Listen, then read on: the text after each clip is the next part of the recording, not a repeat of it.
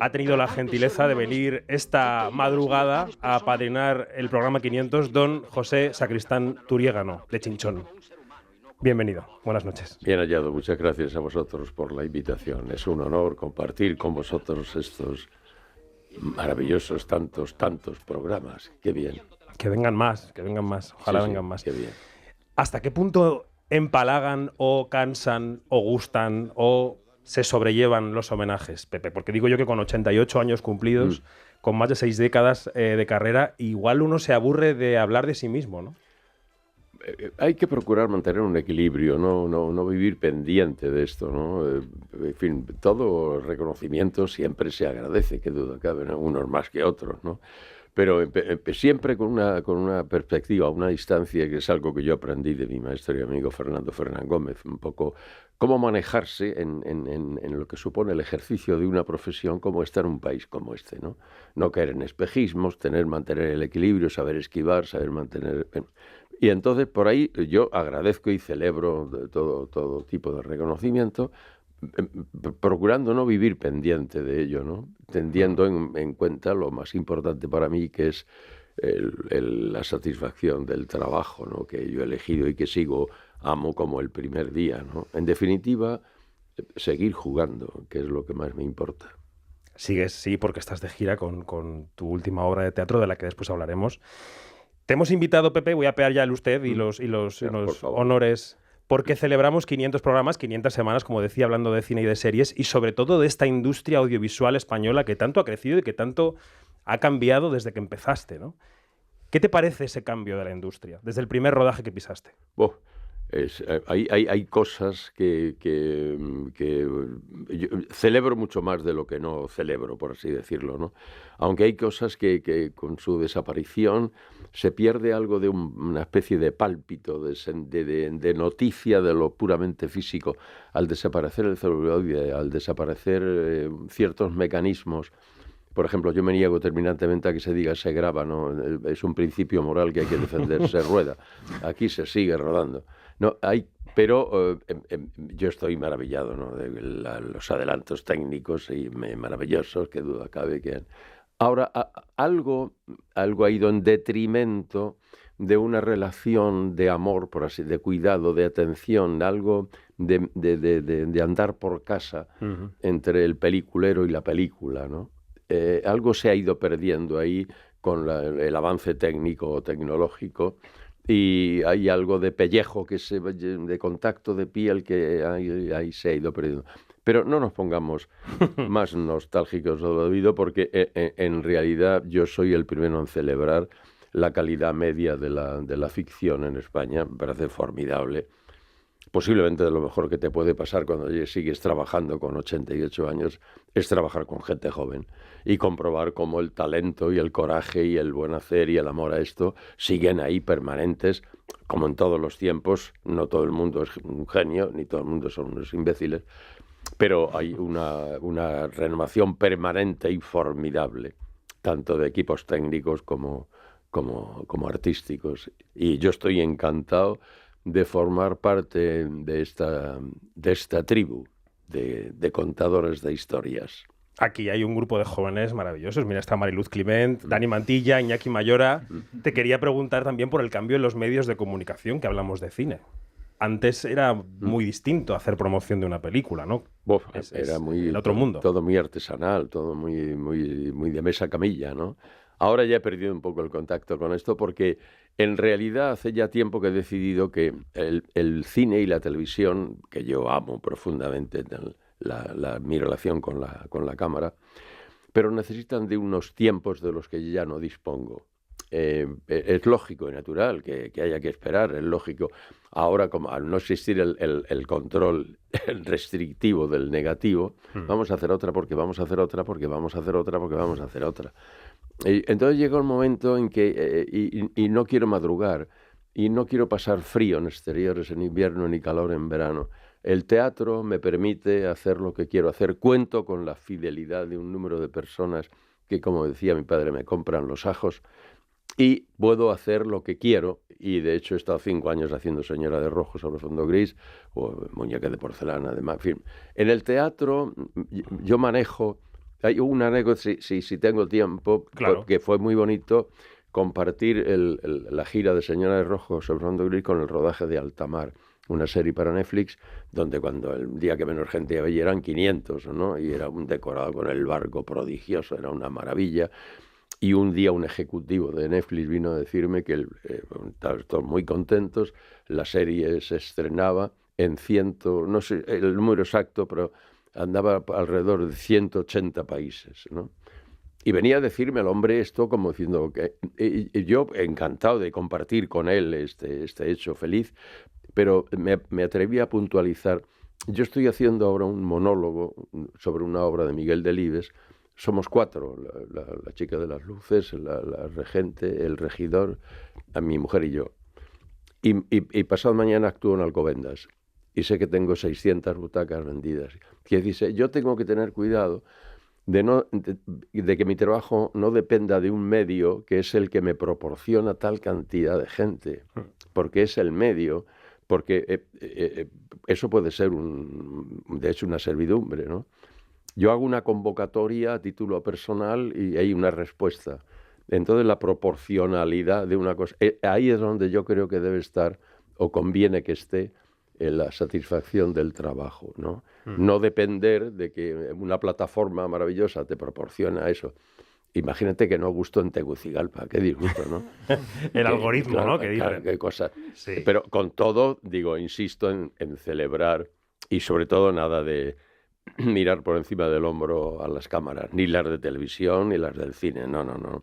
Hacerlo bien es igual de difícil en cualquier medio y sobre todo la cámara lo que tiene es algo formidable, que es un ejercicio de humildad, porque la cámara te sientes usted y mire, ¿era eso lo que usted quería hacer? Porque no. Celebro muchísimo, de verdad. Celebro estar con vosotros aquí comentando todos estos pormenores porque me sigo dedicando a algo que amo profundamente. Son más de 120 películas, decenas de series de televisión, obras de teatro, las has mencionado tú, pero también musicales.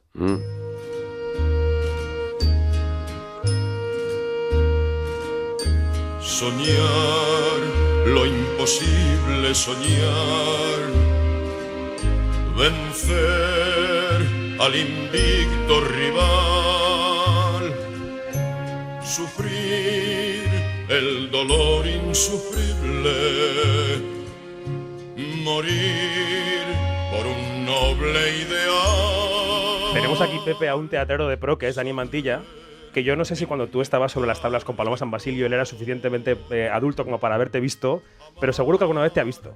Sí, le he visto varias veces. Creo que hace 2, 3... Bueno, es que ya con la pandemia la línea temporal se me ha vuelto fatal, pero en el Bellas Artes puede ser. Sí. Sí, en el Bellas Señora Artes. de Rojo. Sí. El Señor de Rojo, Muñeca de Porcelana, que también le hicimos primero en Matadero y luego en Bellas Artes, sí. Tu maestro Fernán Gómez decía que había que trabajar viniera lo que viniera, ¿no? Claro, somos unos profesionales de esto, ¿no? Y yo por eso recuerdo mis comienzos y que nadie le toca ni un pelo de la ropa a la memoria de agradecimiento que yo tengo hacia Mariano Ozores o Sander Diao, Rafael Gil o Pedro Masó, todos estos, ¿no? Que confiaron en mí. Naturalmente, a mí, verás, veo una anécdota muy divertida cuando me hablan algunos del sacerdocio, de la interpretación, del compromiso. Yo como ciudadano tengo una manera de pensar y la he manifestado y la defiendo e incluso doy la cara por ella, ¿no? Pero un día en Tarifa, al acabar la representación de Señora de Rojo, me gusta pasear, y una bellísima ciudad, Tarifa, por cierto, y dando un paseo ya a última hora, 2 muchachos de unos 30 y tantos años por ahí que me miran, hasta que uno de ellos ya por fin me reconoce y con una alegría enorme, felicísimo, se me acerca y me dice, claro, usted es el que hacía de reír en las películas antiguas. Digo, ya tengo epitafio. Claro, cuando me hablan del compromiso, yo le quería demostrar a mi padre que yo podía ganarme la vida con esto, que yo podía vender los ajos, que yo he ido aprendiendo sobre la marcha y me he ganado y pago el recibo de la luz y el colegio de mis hijos y lo que hace falta, y luego a partir de ahí como ciudadano, lógicamente, estoy en un lado y no en otro y tengo un criterio y no otro. Pero por lo demás, naturalmente, no, y eso también lo aprendí de mi maestro y amigo Fernando Fernán Gómez. Has mencionado a Fernán Gómez, a Mariano Ozores, pero hay muchas otras personas con las que has trabajado y que ya, lamentablemente ya no están. Concha Velasco, Amparo Soler Leal, Adolfo Marsillac, Fernando Esteso recientemente, ¿no? El otro día repasaba La Colmena, La Vaquilla, El viaje a ninguna parte, ya la cantidad de gente que ya no está. Sí, así es esto. Ha criado fama tu frase de que cada vez disparan más cerca. Sí, cada vez disparan más cerca, sí. ¿Qué tiene la generación de cómicos y cómicas a la que perteneces que vaya a quedar en las películas para el futuro? ¿Qué tiene o qué tenía? ¿No? ¿Qué tiene? Porque aquí estás, ¿no? Creo que en lo que al teatro se refiere, un principio de abnegación, ¿no? Las 2 funciones diarias, 7 días a la semana, se lo contó muy bien Juan Antonio Ibarden en Cómicos, la película formidable. Y luego el talento, y luego en la España de aquel tiempo, subsistir o sobrevivir en un oficio como este, con la dignidad, con el coraje, e insisto, con la abnegación y con el sacrificio, y al mismo tiempo proporcionando parcelas de cultura, de interés, de curiosidad o de simple divertimento. Creo que, hay lógicamente categorías y diferencias como en todas las épocas, ¿no?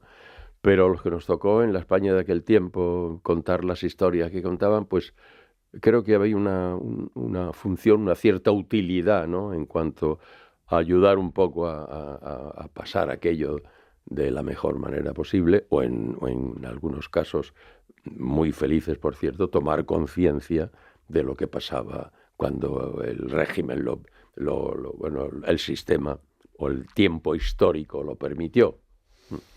Luego os preguntaré cuál es vuestro sacristán favorito. Mariluz, también a ti, Mariluz Climent, que te veo tomando mucha nota. Ha entrado Pepe Sacristán en el estudio y ha dicho, ¿qué estudio tan bonito tenéis? No podíamos traerlo a una fecha tan señalada a un estudio de radio sin recordar al locutor más icónico, al que ha interpretado aquel José Miguel García Carande de Solos en la madrugada de José Luis García. Hay que empezar a tratar de ser libres. Yo también quiero ser libre. No tener que mentirme tanto. Sé que tengo que hacer algo, a lo mejor escuchar. Escuchar más a la gente. O hacer un programa de radio para adultos, para hablar de las cosas de hoy, porque no podemos pasar nosotros 40 años hablando de los 40 años. Bueno, evidentemente aquella película era una ficción, pero recogía lo que los alemanes llaman el Zeitgeist, ¿no? El espíritu de aquel tiempo. Han pasado 50 años desde que acabaron los 40 años. Y te quería preguntar si crees que seguimos hablando de lo mismo o resulta que al andar de los años hablamos demasiado poco de los 40 años. No, hablamos y en una dirección que a mí no me gusta, ¿no? Porque creo, citando a don Antonio Machado, que cuando decía que a distinguir me paro las voces de los ecos, ¿no? Se oyen voces que remiten a ecos o se oyen ecos que remiten a voces que yo creía que ya no se iban a volver a oír. Y no solamente en España, sino, en fin, en todos los ámbitos. Ahí tenemos... hay un acontecimiento, además de la brutalidad de Gaza, de lo de Ucrania, hay un acontecimiento en lo que el mundo de la cultura y de la historia que nos está tocando vivir, que a mí me parece particularmente interesante enseñar por lo que tiene de esperpéntico, de terrible en cuanto a dato, que es esta señora Corina Machado entregándole el Premio Nobel de la Paz a Donald Trump. ¿Qué pensarán los suecos? He leído una entrevista a Lee Bullman el otro día donde esta mujer hacía hincapié en esto. Creo que ese hecho, insisto, más allá de la brutalidad del Gaza y todo lo que es, en fin, todas las guerras y todo el hambre y la injusticia, este hecho significa una especie de derrumbe moral, de escombro, de comportamiento, absolutamente muy significativo en lo cutre. Y yo creo que se va a celebrar una reunión de la gente de la izquierda del PSOE, va a haber una movilización, algo que ocurra, que venga a señalar que cosas como esta no pueden ser contempladas como un acontecimiento natural, ¿no? Hay algo que ni siquiera tiene ninguna grandeza trágica esto, ¿no? ¿Qué pensará el Premio Nobel de la Paz se lo dan a una señora que, en fin, ya que consideren los miembros del jurado a quién coño le dan los premios Nobel, ¿no? Que luego se lo da a este sujeto. Entonces, esa imagen, para toda la humanidad, a mí me parece que es una cosa como decir, pero ¿qué coño pasa? ¿Dónde estamos? ¿Quiénes somos? ¡Qué barbaridad! ¿No? Esto, volviendo a los 40 años y los otros 40, y volviendo...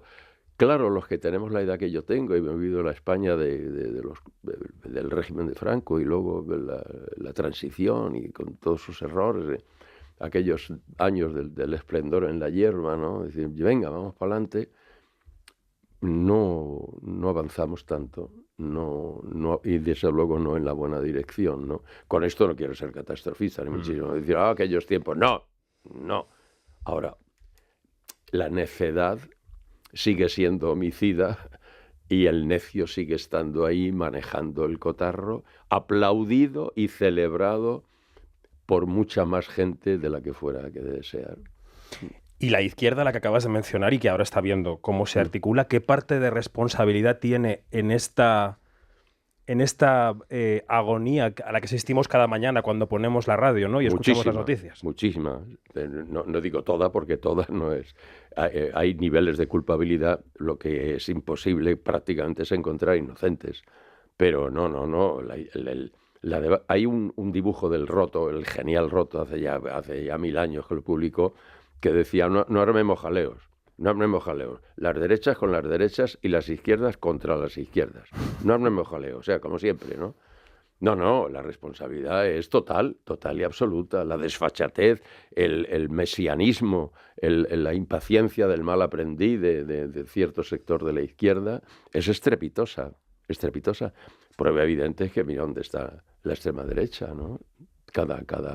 Es que ha habido ocasiones que cada vez que abría la boca un mesiánico de estos, un salvador de la izquierda, eran votos para Vox, pero sin duda ninguna, ¿no? Venimos, Mariluz, ¿verdad?, del Festival de Berlín, donde ha estado muy en cuestión si los artistas y las artistas deben o pueden o quieren hablar de política. Que no sé yo si hablar de Gaza es hablar de política.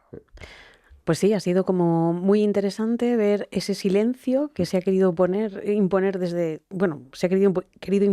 el festival en Berlín, que es un país que sigue hablando siempre desde la culpa y tal vez menos desde la razón. Y sobre todo en un tema como Gaza, que es indiscutible. Ahora parece que hay un acuerdo. Bueno, nos han hecho creer que hay un acuerdo, pero se siguen cometiendo las atrocidades de la misma forma. Estamos calladitos. Así que es increíble. No decir nada, o sea, más allá de lo que uno opine. No, estamos viviendo, no sé, que esto tiene que cambiar, tiene que colapsar, no. Lo de Illinois, ¿no? En fin, todo lo que ocurre es de una insolencia y claro, lo que a mí más me preocupa creo que es que en ocasiones lo que hace presentable al impresentable de Trump es lo impresentable del adversario. Claro, eso es lo que más me preocupa, ¿no? Es decir, que no hay una fuerza moral o de las otras capaz de neutralizar comportamientos de esta naturaleza, ¿no? Terrible. Hay un nombre que... Perdona, Mariluz. Iba a decir, pero ¿qué responsabilidad tenemos nosotros también en todo esto? No somos inocentes. ¿Hablas de los periodistas o de los artistas o de quién? Hay niveles de culpabilidad, pero inocentes no. De hecho, pues yo creo incluso, fíjate, que hay comportamientos de cierto sector de la política que a mí me parecen deleznables, son, desde un punto de vista por deformación profesional, son aplicables a mi oficio y saben que tienen una galería, igual que, uno elige un repertorio, unas obras y no otras, uno tiene una manera de actuar y no de otra. En los partidos políticos pasa igual. Y hay una actitud absolutamente impresentable, cutre, grosera, que saben que es lo que más les gusta a su electorado, sin duda ninguna. Eso dice de nosotros nada saludable. No hay, desde mi punto de vista, es muy difícil encontrar inocentes. Decía que hay un nombre que no hemos mencionado, que es el de Berlanga, que fue muy visionario con muchas de sus películas, pero particularmente con Todos a la cárcel. Para la gente que ha venido, lo mejor es suspender la cena. En cuanto pueda, vaya a la cocina y encargue unos bocadillos. Pero los apuntamos como extra. Pero claro, el ministerio ni se entera, ni algo sacaremos, pero concretando, vamos a ver. El presidente está en Europa. Sí. Mira el padre Rebollo, mira cómo confraterniza. Bueno, qué barbaridad. Eso es compañerismo, lo demás son tonterías. Qué barbaridad. Bueno, vamos. El ministro confirmado. Sí, el ministro confirmado. Directores generales, 3. Tres. La gente de comisiones, la de UGT, ¿y los anarquistas? Si no incluimos a los presos comunes, no vienen. Quintanilla, ¿Qué pasa? que aquí la gente no colabora. Ahora dicen que quieren ver el fútbol. Es que está todo en este fragmento. Está la iglesia, el fútbol. Ya estaba todo en Plácido. En Plácido, Ya estaba todo en Plácido. Yo soy cinéfilo, pero ni Bergman, ni Antonioni, ni Visconti han llegado en sus cines de la incomunicación y de la soledad a la altura de Plácido, que es la película de los solitarios por excelencia en un territorio tan pequeño y una gente que no para de hablar. Son una gente que no para de hablar y no se entienden ninguno. Lo de Plácido era un ejemplo verdaderamente prodigioso. El maestro Berlanga y con el maestro Bardem, aunque luego, en fin, pasaron otras cosas, ¿no? Y el maestro Azcona detrás de todo esto también. Bueno, y el Rafa, que yo recuerdo mi primera película, En la familia y uno más, una sesión, que no fue un casting, yo cobré la sesión. Y sentado en un pupitre, no dormía en toda la noche, tenía una cámara de cine delante y en un pupitre, y viene y se sienta a mi lado el protagonista de Muerte de un ciclista. Muerte de un ciclista, que era una película de reclinatorio, entonces, claro, que luego fui muy, muy amigo del gran Alberto Closas, que creo que no se le ha hecho la debida justicia al trabajo de Alberto Closas en cuanto a eso de los reconocimientos. ¿Cuál es tu sacristán, Iñaki? Pues yo quería recordar uno de los papeles que además nosotros en Quinótico hemos hablado de la película, que es El diputado, de Eloy de la Iglesia. Antes hablabas de valentía y de repente me he acordado mucho de esta película, porque creo que una película de 1978 con la ley de peligrosidad todavía vigente se derogó justo ese año. Creo que hacer una película como esta, ya no solo por parte de Eloy de la Iglesia, sino por ti, ¿no? El aceptar un papel así, creo que también significa mucho. Y cuando has estado hablando de valentía, digo, joder, no tuvo que ser fácil seguramente en ese momento hacer esta película. Se impuso, no digo la facilidad, pero sí lo que suponía de la posibilidad de contar lo que antes no se podía contar. Iba a decir, si no la urgencia, sí la necesidad de, vamos a ver, debo decir que coincidieron más o menos en el tiempo un hombre llamado Flor de Otoño con Pedro Lea y el diputado, ¿no?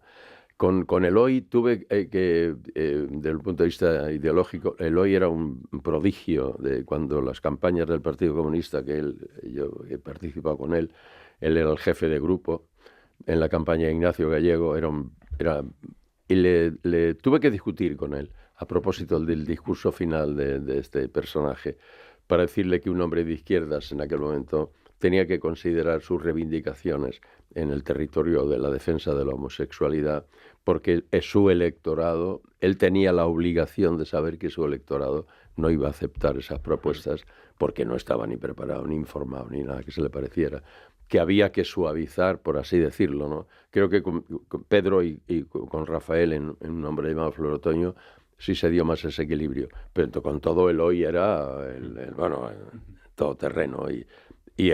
Pero un hombre llamado Flor Otoño, el diputado, Operacionógrafo, una serie de películas que entonces nos contábamos en esas películas, ¿no?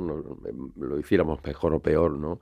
Pero teníamos la posibilidad, por eso era mucho más la satisfacción de estar cumpliendo, por así decirlo, con un deber de ciudadano a la hora de contar esas historias y asumir los posibles riesgos que valía la pena, ¿no? La verdad es que fueron tiempos con Asignatura y Solos en la madrugada y otras cuantas más. Y estaban los Nuevos Españoles también con Roberto Bodegas. Y fuimos ahí poniendo un poquito el granito de arena a la hora de decir, señores, somos así en nuestras debilidades, en los cupones de varios que decíamos en Asignatura Pendiente. Con todo lo que estás mencionando, te han premiado más bien poco. por lo menos los premios del gran prestigio. Los Goya llegaron después, se inauguraron en el 86-87, pero tienes uno competitivo por El muerto y ser feliz y tienes ese Goya de honor. Los Feroz llevamos la delantera, la verdad, porque lo hemos colmado de feroces. Pero en ese Goya de honor, vamos a escuchar lo de los ajos. Hemos hecho un pequeño montajito, pero es que es muy bonito. En el campo, se sabe, hay un tiempo para labrar la tierra, un tiempo para echar la simiente y otro para recoger los frutos. Gracias a todos los que con su confianza en mi trabajo me permiten seguir arando, sembrando y cosechando. Muchas gracias al público, a todos esos hombres y mujeres que cada año, y hace ya la friolera de más de 60, cada año, repito, bien en manojo o bien en ristra, me siguen comprando los ajos. Muchas gracias. Ese bravo es de Javier Bardem. Y todo el público con mascarilla, porque esto es muy reciente y no nos acordamos de que hemos pasado por la pandemia. Qué cosa tan rara son los premios, ¿no? Sí, claro, yo sé que me dedico a algo que no es competitivo. O sea, se sabe quién salta más en la pértiga o quién mete más goles o quién llega el primero a la meta. Pero la osadía de decir en esto que alguien venga a decirte eres el mejor, lo peor que te puede pasar es que te lo creas. Otra cosa, no, es que rechaces forma parte de las reglas del juego y del trabajo. Hay un momento que te ponen un número a la espalda y te a correr. Bueno, pues venga, pues ya está. Pero yo sé que esto no... que si tanto si sí como si no. Por ejemplo, hay un año, cuando el Gaudí me lo dieron por El muerto y ser feliz, y era finalista Eduard Fernández por Las mujeres de la película de Mariano Barroso. Que ni el mejor Nicholson supera el trabajo de Eduard Fernández en aquella película. Y yo le dije, toma el monicote. Y esto no, está muy bien. Es un cinismo ahora decir, no, mira, que no, qué puñetas, ¿no? Y le alegro. Y los feroces, y los San Jordis, y los fotogramas, y de pronto aparecen reconocimientos de un pequeño festival de cine de no sé dónde, que son los más tiernos, los más agradecidos, los mejores, donde notas que de verdad, ¿no? Es realmente formidable y no paran de suceder, ¿no? Pero, insisto, yo sé que me dedico a algo que no es competitivo y no puedo entrar en la cosa esa del... Bueno, pues cuando me lo dan, doy las gracias, por supuesto, y lo celebro. Pero, insisto, no vivir pendiente de ello porque es temerario. Dani. No, a mí me fascina de la carrera de Sacristán lo que pasado los 70, cuando de repente esa nueva generación de directores dijo, un momento, tenemos a este hombre que es un portento y no le estamos dando partida ni personajes potentes en el cine, y de repente encadenas Madrid 1987 con David Trueba, El muerto y ser feliz con Javier Rebollo y Michael Gell con Carlos Bermud, y es que son 3 personajes en 4 años de esos que aparecen en los vídeos de resumen de una carrera.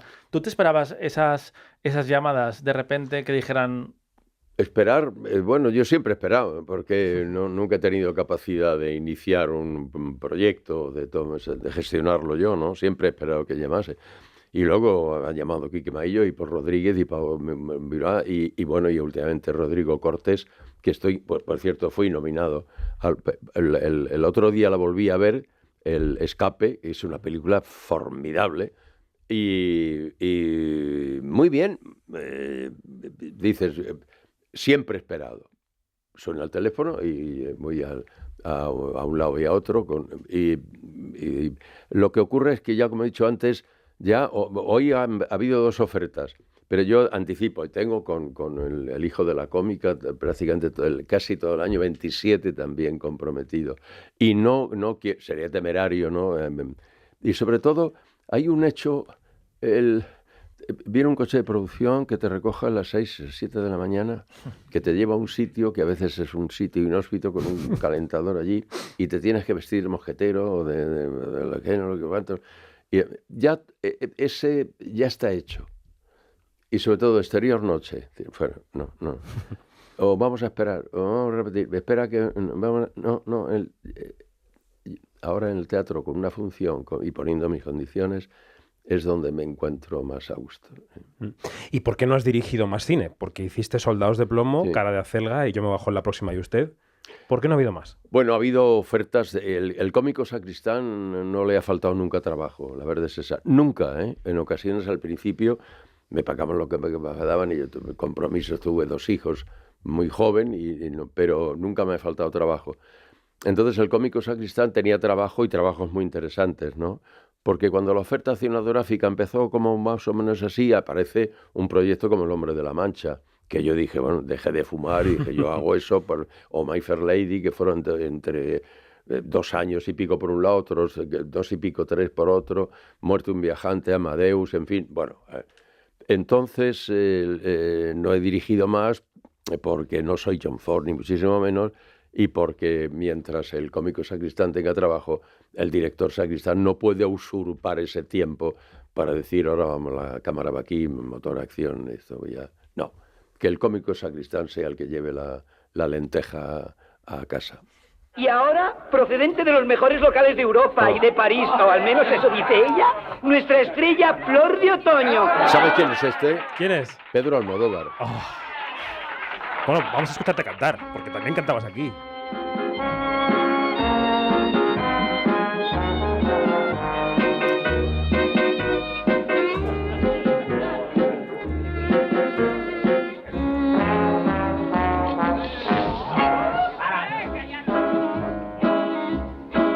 Abandonada de todo el mundo, desde muy niña sin protección, fue mi camino surco profundo e inevitable de perdición. No tuve brazos que me estrecharan, porque a mi madre no conocí. Todos huían y se apartaban sin hacer caso, pobre de mí. Y por mi eterna tristeza. ¿Cuándo descubriste que podías entonar con cierta diligencia? No, yo estás hablando con una tonadillera frustrada.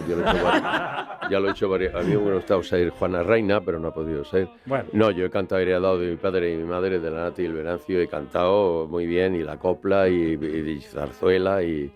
De hecho, en Flor de Otoño, Carmelo Berlaola, hay una copla que se llama La Loca, que la letra es mía, y la música de Carmelo, lo pasaba muy bien.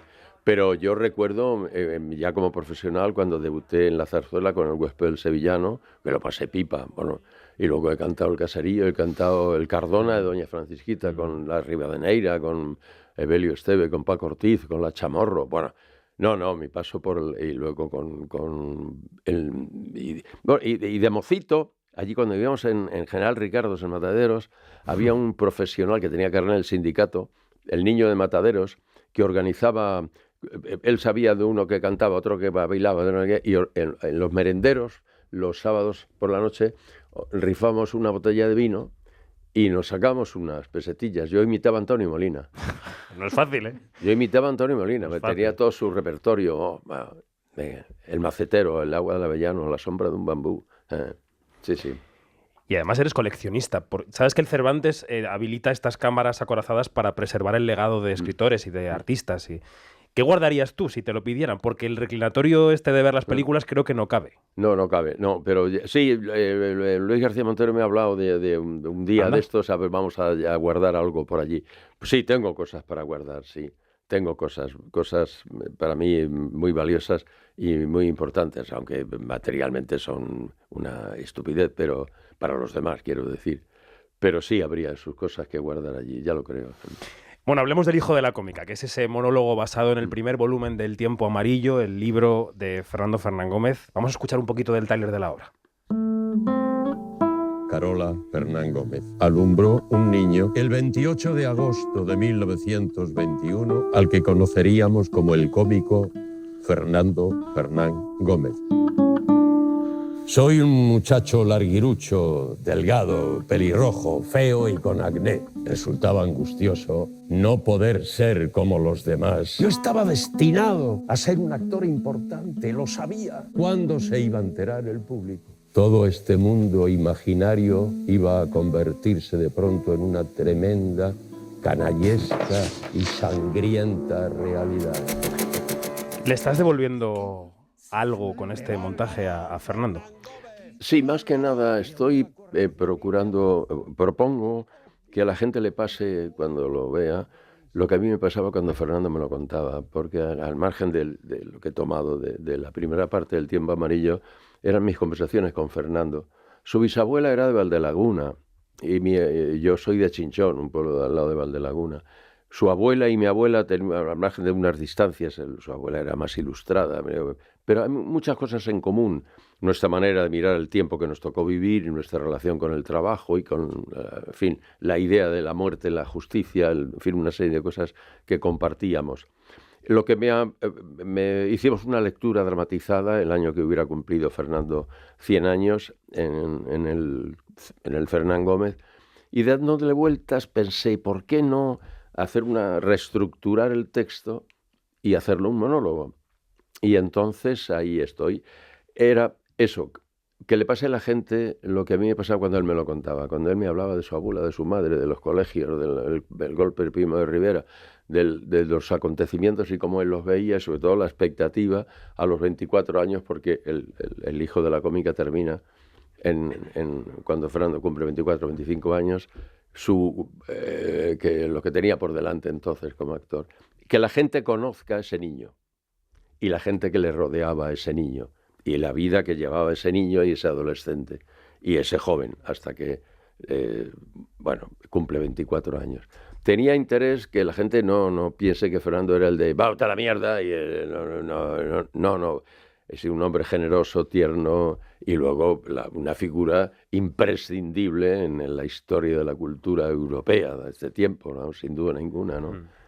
Debo decir que hasta ahora, que ya debutamos en octubre en Avilés y ya llevamos una andadura, no ha fallado ni un solo lugar la respuesta de la gente en la calidad y en la calidad, sí. Pues buscad en vuestra agenda local, porque seguro que en el 26, en el 27 aparecerá Sacristán con el montaje, en su localidad. Sí, ahí seguimos. A Madrid venimos a últimos de abril. Ahora. Fenomenal. Pues estaremos pendientes. José Sacristán, gracias por venir a Quinótico, por apadrinar estos 500 programas y a seguir. Gracias a vosotros por la invitación. Es un honor para mí. Sabéis que os agradezco y os aprecio. Me parece formidable vuestro trabajo y aquí estamos, yo encantado de la vida de contar conmigo para todo aquello que para vosotros tenga algún significado. Gracias.